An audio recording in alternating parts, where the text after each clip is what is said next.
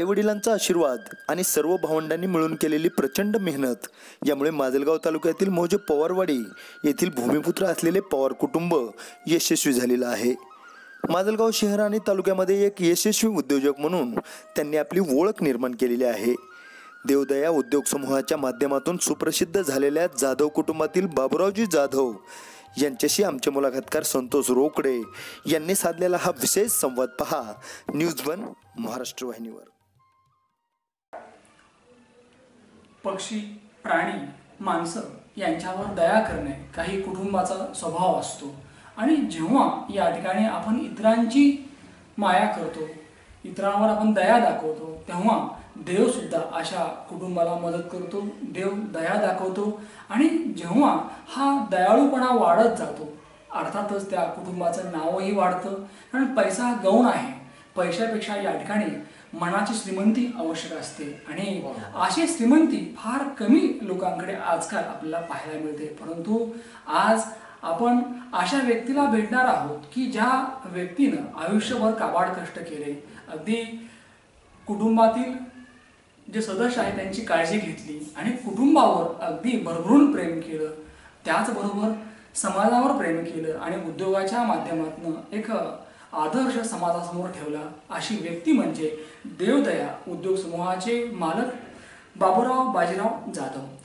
जाधव साहेब, मुलाखतनामा या आमच्या महाराष्ट्रातील लोकप्रिय कार्यक्रमात तुमचं स्वागत। या मुलाखतीच्या सुरुवातीला आमचे प्रेक्षक उत्सुक आहेत की सर्वात प्रथम तुम्ही तुमचं पूर्ण नाव, तुमचं शिक्षण आणि तुमच्या उद्योगाचं नाव सांगाल।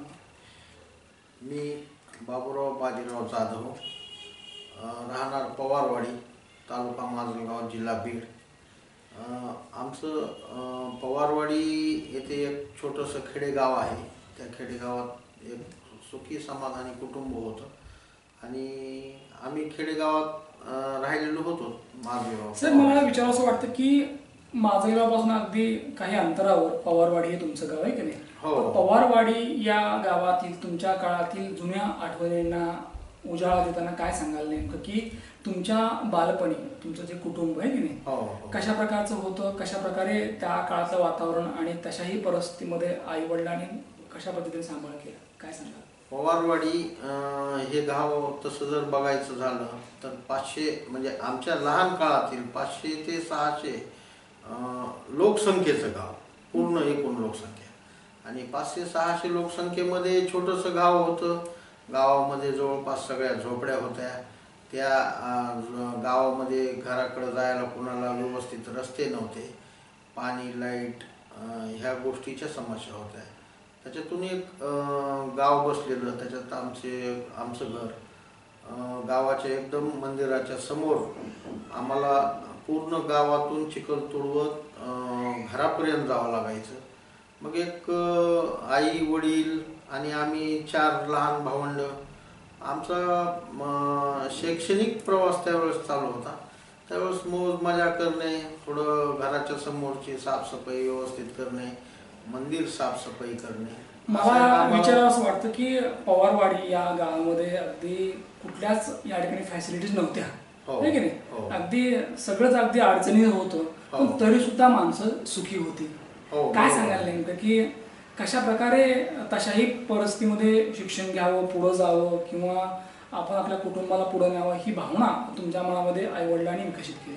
बरोबर आहे। सर्वप्रथम सांगू इच्छितो की माझं पूर्ण कुटुंब म्हणजे माझे आजोबा, माझी आई, माझे वडील आणि आम्ही 4 भावंड हे संप्रदाय घरातले होतो। म्हणजे आमच्या आई वडिलाला मांसाहार त्यांनी पूर्णपणे बंद केलेला होता। आमच्या आजोबांनी माळ घातली होती, आमच्या आईवडिलांनी माळ घातली होती। परत आमचा तर जन्मापासून आम्हाला त्यांनी माळे घातल्या, म्हणजे आम्हाला शाकाहार बिलकुलच माहीत नव्हता। आणि मग शरीरात त्यावेळेस प्रचंड ऊर्जा होती। त्यावेळेस समजा आई वडील काही म्हणायचे किंवा मंदिराच्या समोरची साफसफाई हे सांगायचे, पशु पक्षी ह्यांना पाणी बिणी ठेवायला लावायचे।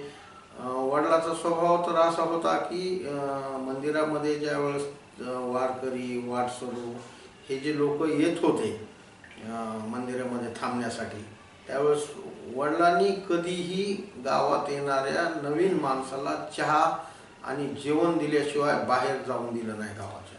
जसं पंढरीच्या विठ्ठल रुक्माईप्रमाणे बिलकुल तुमचे आई वडील आहे की नाही, हो, काय बिलकुल. सांगाल नेमकं की आई वडिलांनी त्या काळातली परिस्थिती अगदी बेताची होती, मग कशा प्रकारे घरातलं जे वातावरण आहे ठेवलं आणि तुमच्या भावंडांची जडणघडण केली? कारण लहानपणी आपण जी बीज रोवतो तीच आपल्या मोठेपणी पाहायला मिळतात. म्हणजे आज तुमच्या कुटुंबाचं जे नाव आहे ते एक वेगळी ओळख आहे बरोबर. की आज जाधव कुटुंब पवारवाडीचं म्हटल्यानंतर लोक सांगतात की बाजीराव जाधवांचं कुटुंब हे आदर्श आहे. बरोबर. तर हे म्हणायला मला वाटतं की खरंच त्याला अगदी वेळ द्यावा लागतो, तसं वागावं लागतं. कारण जसं वागतो तसं बोलतो बरोबर. तसं समाज आपल्याबद्दल बोलतोय की नाही. बरोबर. तर काय सांगाल नेमकं की तशाही अवस्थेमध्ये आपलं कुटुंब, आपली मुलं यांचं नाव व्हावं, त्यांना बरोबर. चांगले संस्कार मिळावेत, त्यांची चांगली जडणघडण व्हावी, यासाठी आईवडिलांनी काय विशेष प्रयत्न केले, काय सांगाल नेमकं? बरोबर.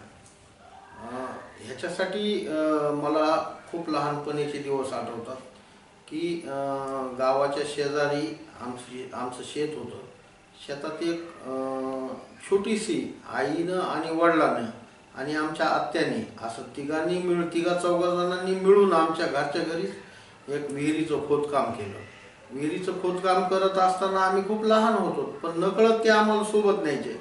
शाळा गावातलीच असल्यामुळं कधी भरली किंवा रविवारचा दिवस, शनिवारचा दिवस आम्हाला ते शेतात न्यायचे. त्यावेळेस आम्हाला आमच्या डोळ्यासमोर त्यांचे श्रम दिसायचे की आई वडील आपल्यासाठी एवढं काही करतात, पण त्याच्यासाठी आपल्याला काही भविष्यात पुढे जाऊन काय करता येईल. आणि परत वडिलाचा स्वभाव सांप्रदायिक असल्यामुळं लोकभावना खूप आमच्या वडिलाच्या मनात राहायची. कंटिन्यू ती एक आदर्श म्हणून. आणि आज तर मी असं म्हणेन की माझी आई आणि वडील, माझे 4 भावंड माझ्यासाठी देव आहे. निश्चितपणे. कारण देवाच्या पाया पडल्याच्या नंतर जे समाधान मिळतं त्याच्यापेक्षा मी पुढं जाऊन जर समाधान मिळवायचं असेल तर आम्ही आई वडिलाला पूजनीय आज पण मानतो. आई वडिलांची सेवा हीच सर्वोत्तम सेवा आहे, हीच ईश्वराची सेवा आहे. आणि ज्याच्या नशिबी आई वडील चांगले आहेत, मला वाटतं ती मुलं खरं तर धन्य आहेत. 100%. मला जाधव साहेब विचारावं असं वाटतं की शिक्षणाची तुमची जी प्रगती होती किंवा तुमच्या भावंडांची, काय सांगाल नेमकं की सगळंच शिक्षण गावात झालं का मग गावाच्या बाहेर? हो, तर शैक्षणिक हे सांगायचं म्हणलं तर 1ली ते 4थी पर्यंत शाळा पवारवाडीवर ते जिल्हा परिषद शाळा असायची. 4थीच्या नंतर साहजिकच गावामध्ये शाळा नसल्यामुळं पवारवाडी ते माजलगाव पायी प्रवास करावा लागायचा. साधारणतः किती किलोमीटर पायी चालायचं? साधारणतः 12 किलोमीटर, म्हणजे 6 किलोमीटर येणे आणि 6 किलोमीटर जाणे असा उन्हाळा, हिवाळा आणि पावसाळा तिन्ही ऋतूतला पायी प्रवास 12 किलोमीटर होता. हल्लीच्या जर मुलांना म्हटलं की 12 किलोमीटर तुम्हाला जाऊन शाळा करायची तर तोंडावर आपल्याला 12 वाजलेले दिसती कदाचित, आहे की बिलकुल, नाही? बिलकुल. तुम्ही मात्र हिंमत न हारता की आता आपल्याला शिकायचे, आपल्याला पुढे जायचे, या हिशोबाने आपण शिकत राहिलात. तर त्या काळामध्ये तब्बल 12 किलोमीटर चालणे, आहे की नाही? तर काय नेमकं कशा प्रकारचे अनुभव होते, आज काय सांगाल नेमकं त्यावर? 12 किलोमीटर त्यावेळेस चालणं, म्हणजे त्यावेळेस चालणं 12 किलोमीटर पण इतकं सोपं नव्हतं. हातात दप्तर असायचं, ते 2-4 वह्याचं दप्तर, त्याच्यामध्ये ती खताची शिवलेली पिशवी आणि बंदाचा नाड्याची चड्डी आणि शर्ट असायचा पांढरा, कधी मग कुठल्या बी कलरचा, आणि शाळेनं दिलेला गणवेश, हाच गणवेश अंगावर असायचा. मग त्या गणवेशावर ते पण 5वी ते पुढच्या शिक्षणाचं, 1ली ते 4थी तर बांधाच्या चढीवर ह्याच्यावरच झालं, बनेलवर. ते असे जीवन प्रवास असायचा की पवारवाडी येथून माजलगाव सिद्धेश्वर महाविद्यालय 6 किलोमीटरचं अंतर. पावसाळ्यामध्ये हालाकीची परिस्थिती असायची. जी लक्ष्मी आईपासून खालची जी खोलवाट आहे त्या खोलवाटातून 3-4 किलोमीटर अंतर असं असायचं की गुडघे इतका चिखल व्हायचा. आणि तिथं काटे असायचे, अक्षरशः थोडं वर चालायला गेलं तर वरचे लोक म्हणायचे नाही, त्या शेतकऱ्यांचं बरोबर होतं, त्यांच्या पिकाच्या शेजारी जनावर हे ते जायचे, त्याच्यामुळं त्यांना त्रास व्हायचा. मग ते खालून जा म्हणायचे, खालून जावा तर गुडघे इतकाला चिखल. बरं, त्यावेळेस कंडिशन अशी होती की रिकामं चालायचं नव्हतं, फक्त 4 वह्याचं दप्तर घेऊन पण चालायचं नव्हतं.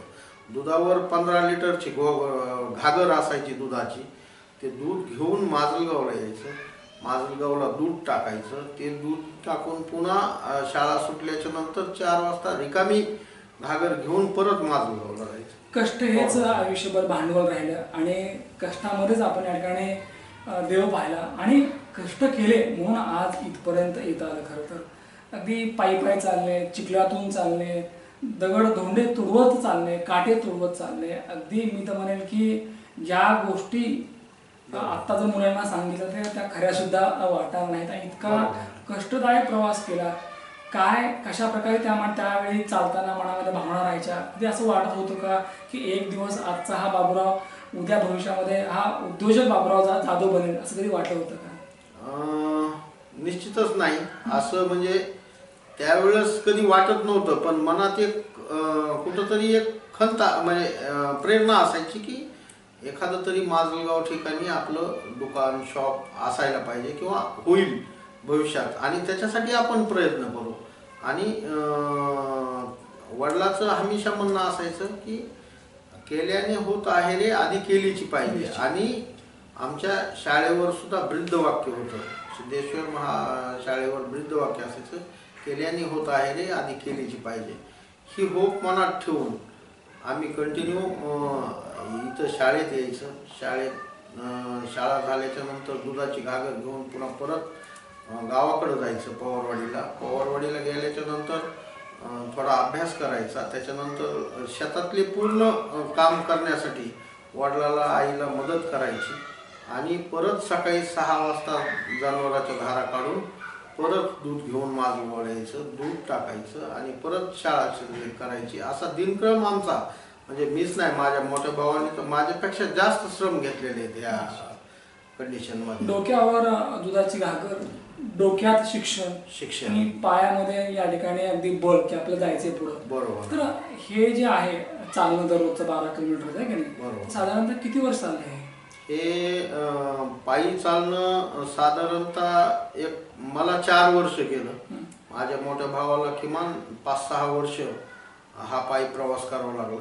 त्याच्यानंतर माझे 2 लहान भावंड होते, त्यांच्यासाठी मी 1-2 वर्षाचा कालावधी गेला. नंतर मी एक सायकल घेतली. ज्यावेळेस माझ्या मोठ्या भावाचं लग्न झालं त्यावेळेस आम्ही एक मुलासाठी सायकल घेतली आणि त्याला फर्स्ट KG सेकंड KG माजलगावमध्ये आमदार प्रकाशदादा सोळंके साहेबाची शिंदपावना पब्लिक स्कूल नवीनच ओपनिंग झाली होती.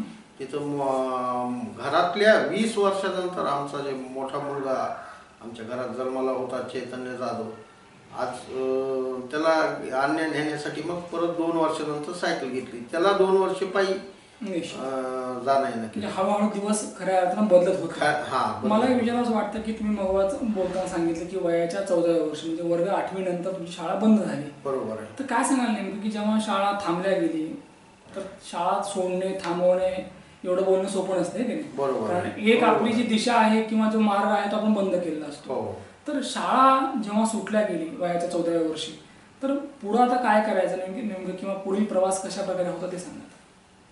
वयाच्या 14व्या वर्षी शाळा बंद. फक्त आर्थिक गणित बिघडत होतं. माझे मोठे भाऊ होप असायची की शैक्षणिक क्षेत्रामध्ये सगळ्यात टॉपला चालायचे शाळेमध्ये, आणि मोठ्या भावाचं शिक्षण, परत माझ्या बारक्या भावाचं शिक्षण, त्याच्यापेक्षा बारक्या म्हणजे 3 जणांचं आमच्या 4घाचं शिक्षण, आणि वडिलाची आणि आईची काम करण्याची शेतातली मेहनत, पण उत्पादन नसल्यामुळं मला शाळा सोडावं लागली. कारण मेहनत खूप होती परंतु त्या हिशोबाने उत्पादन मिळत नव्हतं आणि परिस्थिती पण नव्हती राहिली. त्या अगदी लहानशा वयामध्ये शेतीमध्ये काम करण्याची वेळ आली. मला वाटतं कुठल्याही लेकरावर अशी वेळ येऊ नये.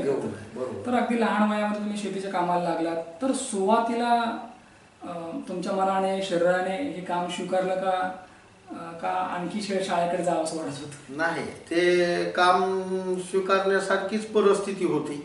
कारण एकतर परिस्थिती नव्हती आणि परिस्थितीनं मजबूर केलं, आणि मजबूर केलं म्हणण्यापेक्षा वडिलाची आणि आईची कंडिशन बघून शालेय जीवनामध्येच येताना कधीच आम्ही रिकामा आलो नाही. म्हणजे येताना सुद्धा दुधाची घागर, म्हणजे दुधाचे ते 2-5 रुपये घेऊनच घरी जायचं, त्याशिवाय पर्याय नव्हता आहे की नाही? त्याच्याशिवाय पर्यायच साहेब नव्हता. किती वर्ष आपण या ठिकाणी म्हणजे शाळा सोडल्यानंतर किती वर्ष शेती केली आणि कशा पद्धतीने शेतीमध्ये राबला ते सांगा. हां, तर शाळा सोडले त्याच्यानंतर 3 वर्ष मी दुग्ध व्यवसाय केला. मग ते जनावरांचं सांभाळणं, चारा हे ते. त्याच्यानंतर किमान एक 8-9 वर्ष शेती केली, 8 वर्ष. आणि 8 वर्ष शेती केल्याच्या नंतर स्टेट बँक ऑफ इंडियाचे फील्ड ऑफिसर आणि स्टेट बँक ऑफ इंडियाचा पूर्ण स्टाफ गावामध्ये आला. आणि मग आमच्या घराला असलेली पारंपरिक वारसा की घरामध्ये गावामध्ये येणारा प्रत्येक माणूस, मग ती ओळखीचा असेल नसेल, वाटसरू असेल किंवा शासकीय कर्मचारी असतील किंवा इतर कुठल्याही सामाजिक संघटनेचे ह्याचे लोक असतील, त्यांचा आदर सन्मान करणे म्हणून चहा पाणी करणे, त्यांना बैठक व्यवस्था करून देणे, बैठक करणे, पाणी देणे, म्हणजे ही एक आम्हाला आमच्या वडिलांपासून मिळालेली खूप मोठी देणगी आहे. आणि त्या सेवेमुळं लोकांच्या मनात पण एक चांगली भावना बसते की नाही चला जाऊ द्या, ह्यांचा ना आपला काही संबंध नसताना ह्यांनी आपल्यासाठी खूप काही म्हणजे काही केलं. गावामध्ये आल्याच्या नंतर सन्मान केला. मग त्या सन्मानाची एक परतफेड म्हणून फील्ड ऑफिसर चंद्रशेखर साहेब होते, आता मला त्यांचं पूर्ण नाव आठवत नाही, पण चंद्रशेखर साहेब होते हिंदी भाषेत. त्यांनी मला आमच्या गावामध्ये किमान एक 20-25 स्टेट बँक ऑफ इंडियाचे खाते ओपन केले, 100-100 रुपयाचे. काही लोकांकडे पैसे नव्हते, त्यांचे सुद्धा खाते ओपन करून दिले बिना पैशाचे.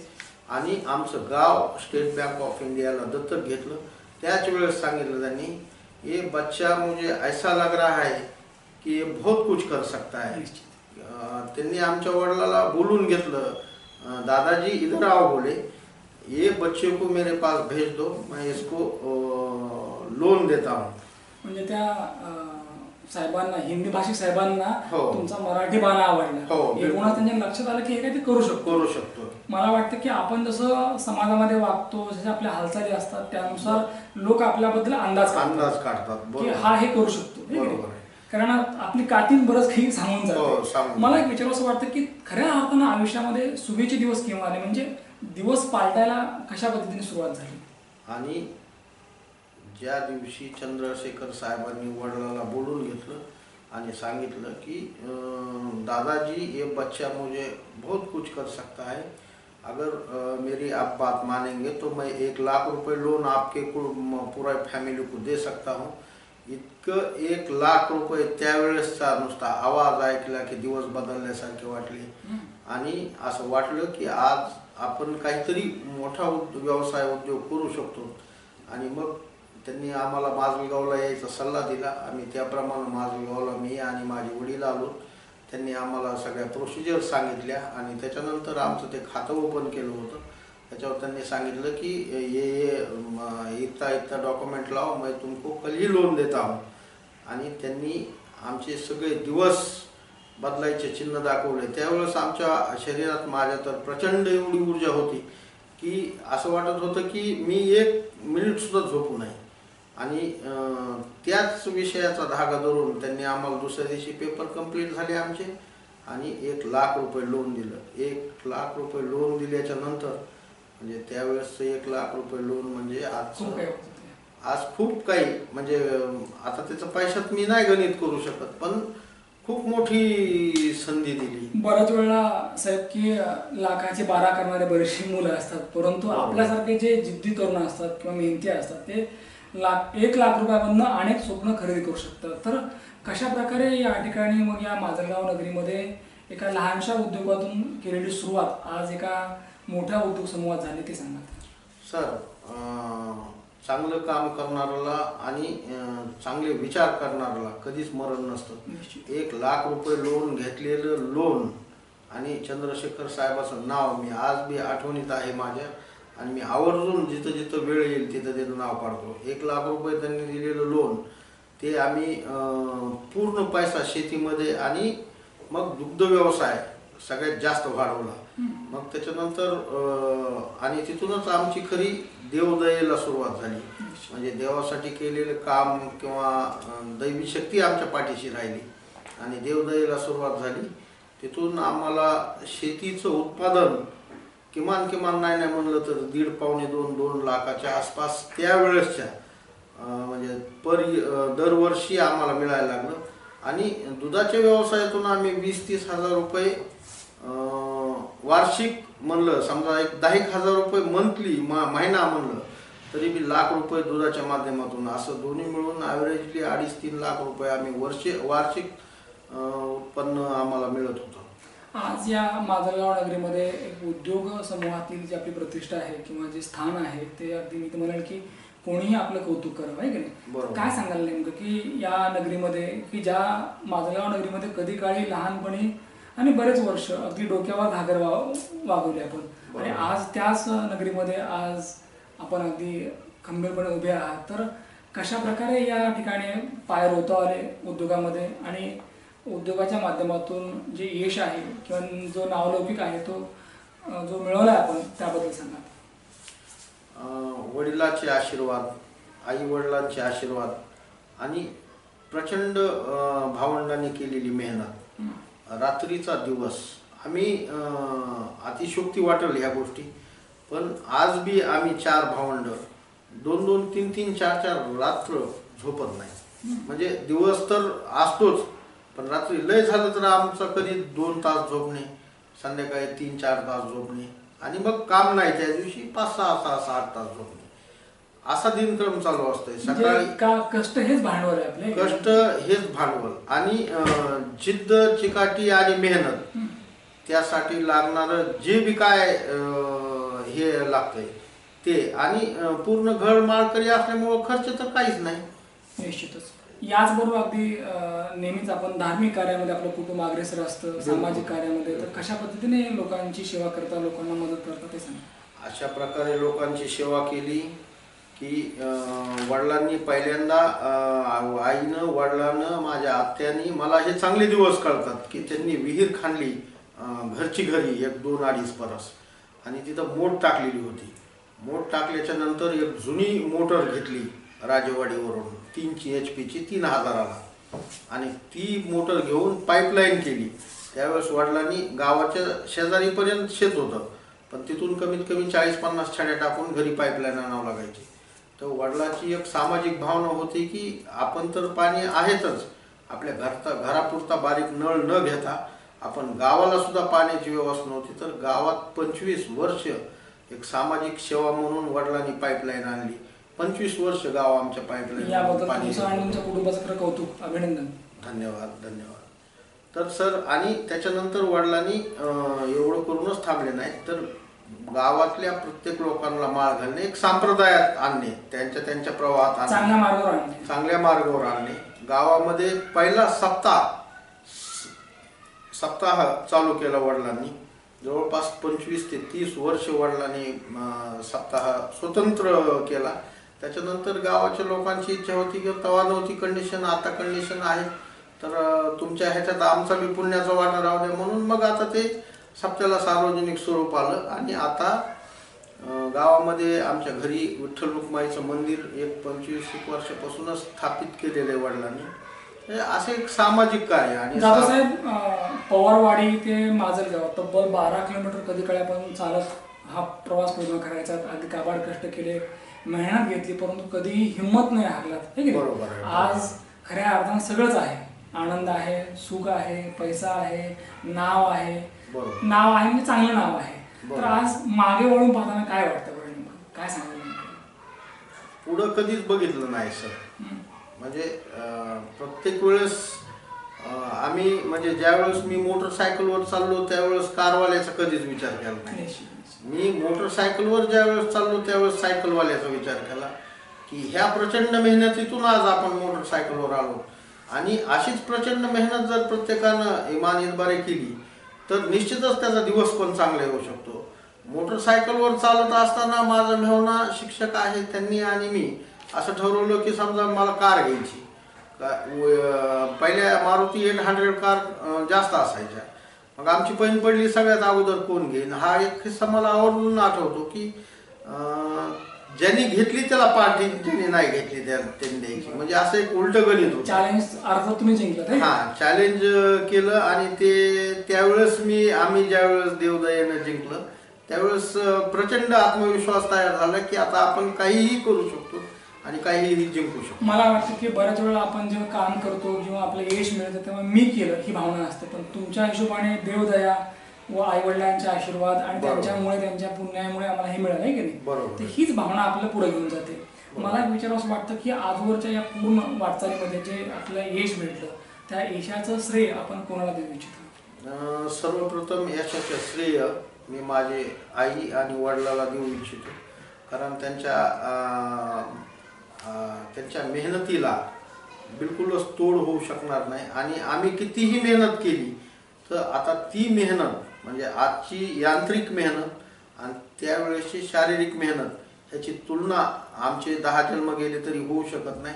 आणि सगळ्यात मोठं यश असणं आमच्या ते एकत्रित कुटुंबाचं आहे. एकीचे बळ आणि मिळते फळ ह्या उक्तीप्रमाणे माझे 4ही भावंड माझ्यासहित रात्र काम करतात आणि आज मी मेहनत करतात. मला दुसरा मुद्दा विचारायचा वाटतो की कुठलाही व्यक्ती, कुठलीही उद्योजक व्यक्ती कधी शांत बसत नाही, तर तुमच्या हिशोबाने पुढील तुमचा ड्रीम प्रोजेक्ट काय, पुढील वाटचाल काय?